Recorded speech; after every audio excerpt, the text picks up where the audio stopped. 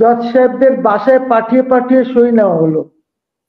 ওপিনিয়নটা দেওয়া হলো যে এই পরিস্থিতিতে একটি ইন্টারিম গভর্নমেন্ট হতে পারে এবং চিফ অ্যাডভাইজাররা সংবিধানের উপরে শপথ নিতে পারে। আচ্ছা, হলো শপথ। টেলিভিশনে আর ফেসবুকে লিস্ট দেখেন নাই? কত লিস্ট চলতেছিল, অনেক ভালো ভালো লোকের নাম ছিল ওই লিস্টগুলিতে। উনি তো ওইখান থেকে কাউকে নেন নাই, হি টুক নান। উনি নিজেই লিস্ট করেছেন। মিথ্যা কথা বলে কেন আমি বুঝি না। আপনি কি আমলাদেরকে মোটিভেট করেছেন? করেন নাই। পুলিশকে মোটিভেট করেছেন?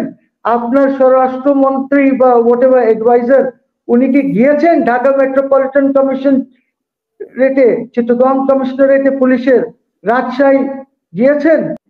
নির্বাচন নির্বাচন it's not a factor at this stage. আমরা তো শুরুই করেছি ভুল।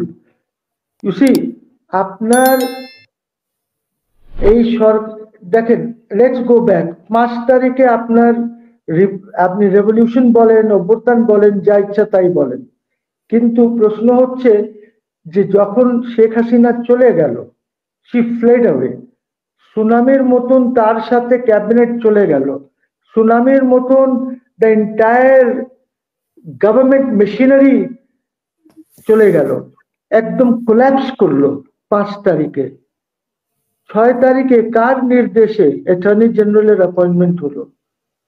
পিছে চাবি কে নাড়ছে আমি জানি না। প্রেসিডেন্ট অ্যাপয়েন্টমেন্ট দিয়েছেন কিভাবে? প্রেসিডেন্ট কার নির্দেশে 7 তারিখে পার্লামেন্ট ডিসলভ করলেন? আই আন্ডারস্ট্যান্ড এইসব হওয়া উচিত ছিল, কিন্তু কিভাবে? There is no government in the country. একজন আছে, গভর্নমেন্টের একজন আছে, দ্যাট ইজ দ্য প্রেসিডেন্ট। আপনি 7 তারিখে একটি ফ্রড করলেন জাতির সাথে, বললেন ওথ নেবেন উনি at 7 o'clock, উনি 2:30টার সময় প্যারিস থেকে আসলেন, 7টার সময় ওথ নেবেন, 7টার সময় ওথ নিতে পারেন নাই, বঙ্গভবনের লোকজন সব দরবার হলে বসা, উনি ওথ নিলেন প্রায় 9:15টার দিকে। এই 2 ঘন্টায় কি হয়েছে জানেন? রাষ্ট্রের সাথে ফ্রডটা কি হলো যে রাষ্ট্রপতি 106 অনুচ্ছেদে একটি রেফারেন্স পাঠিয়েছেন অ্যাপেলেট ডিভিশনের কাছে। খেয়াল রাখবেন, অ্যাপেলেট ডিভিশন কিন্তু নাই। ওই জজ সাহেবরা কেউ লুঙ্গি পরে, কেউ গেঞ্জি পরে পালিয়ে গেছে তাদের বাসার থেকে। তখন একটি রেফারেন্স আসলো, বলছে তারা রেফারেন্স দেখাতে পারে না রাষ্ট্রপতি কি চেয়েছেন। তারপরে একটি ওপিনিয়ন দেওয়া হলো, জজ সাহেবদের বাসায় পাঠিয়ে পাঠিয়ে সই নেওয়া হলো।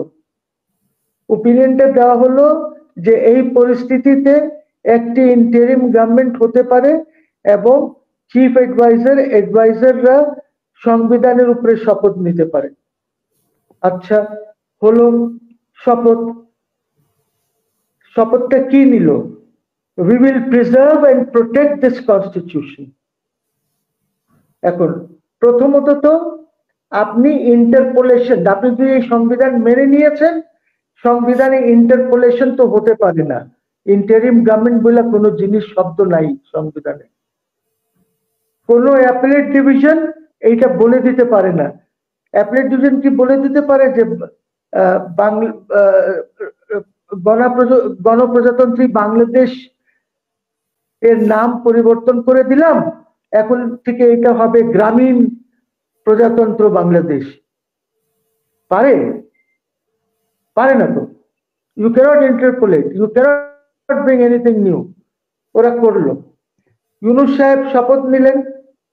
শপথ নিয়ে উনি বারবার বলেছেন যে আমার এমপ্লয়ার হচ্ছে সমন্বয়। উনি বারবার বলেছেন। তাহলে he is only representing this 50-60টা সমন্বয়ক যে বাংলাদেশে আছেন, ওদেরকে he is not representing 180 million লোক, 18 কোটি লোকের তো রিপ্রেজেন্টিং। উনি তো বলেছেন, নিউ এডুকেতে গিয়েও বলেছেন যে আমি তো এগুলি কিছু বুঝি না, স্টেট ক্রাফট আমি বুঝি না। উনি বলেছেন যে আমি যাকে সামনে পেয়েছি ওকেই উপদেষ্টা করেছি। I mean, there's a limit to it. There is a limit to it. আপনার এনজিও সরকার বানালেন আর বলেন আপনি জানেন না, আপনি কি চেনেন না নূরজাহান বেগমকে, আপনি কি চেনেন না ফরহাদ মাজারের স্ত্রীকে, এরা তো সব এনজিও করে, আপনি এদের কাউকে চিনতেন না? সবাইকে চেনেন আপনি, সব এনজিও অল, উনি নিজেও তো এনজিও।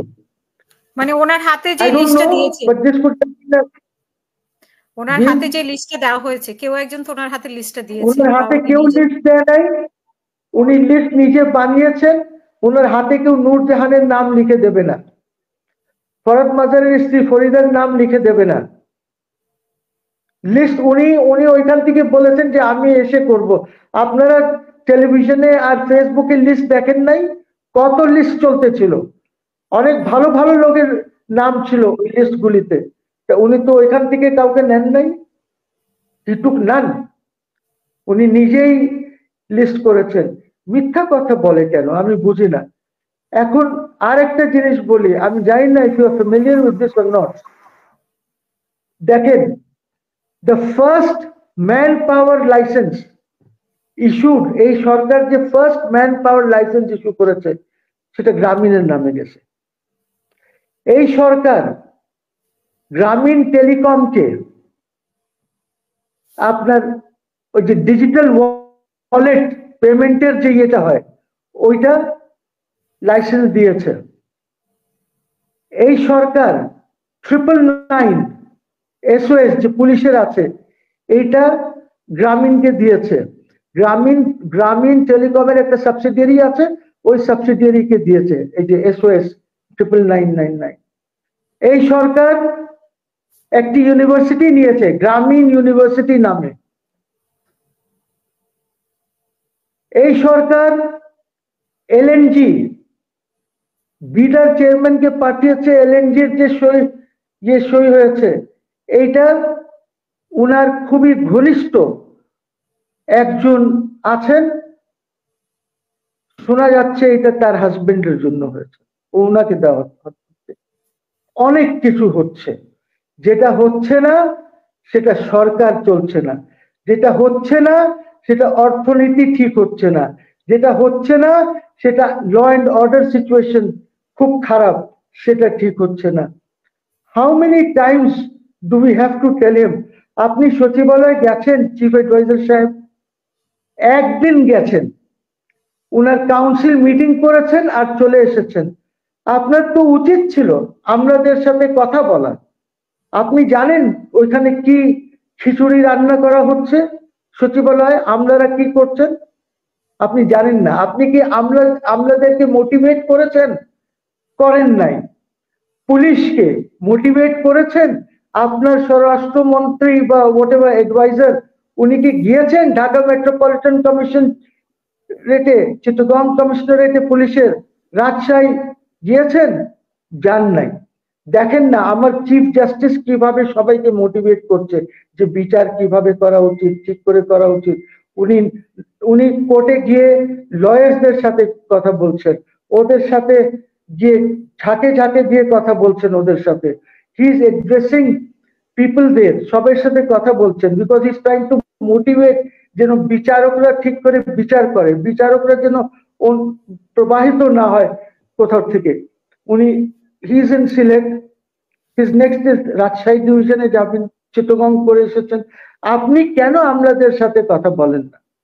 আপনি কি হয়ে গেছেন যে আমলাদের সাথে কথা বলেন না? আপনি কি হয়ে গেছেন যে পুলিশকে মোটিভেট করেন না? And you expected law and order situation ঠিক হবে? আপনি 18 কোটি লোককে তো রিপ্রেজেন্ট করছেন না, আপনি নিজে বলছেন, আমি বলছি না। এই গভর্নমেন্ট আপনি এক্সপেক্ট করেন সাকসেসফুল হবে?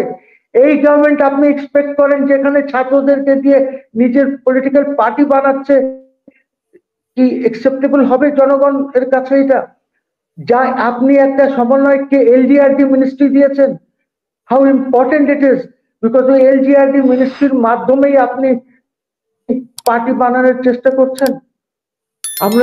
আমরা কি অন্ধ? আমরা দেখি না কিছু? হয়তো আমরা এখনো বলছি না, জনগণ বলছে না। আপনি যদি এইভাবেই চলতে থাকেন তাহলে তো মানুষ রাস্তায় নামবে, মানুষ রাস্তায় নামবে। আই এম টেলিং ইউ, এটা বিএনপি হোক আর যেই হোক, রাস্তায় নামবে, আমরা সবাই নামবো। আপনি যদি ডেফিনেট ইয়ে না দেন,